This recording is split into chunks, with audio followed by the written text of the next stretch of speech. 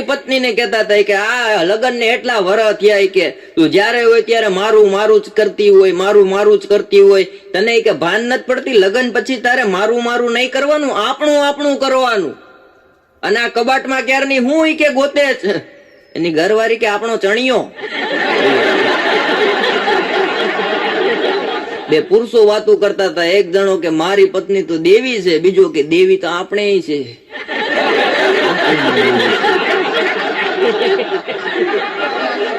એક બેન એના ઘરવાળાને કહેતા કે તમે પાણી માંગશો તો હું દૂધ આપીશ, દૂધ માંગશો તો તમને હું ખીર આપીશ, રોટલી માંગશો તો હું તમને પૂરી આપીશ, પૂરી માંગશો તો હું તમને પીઝા આપીશ.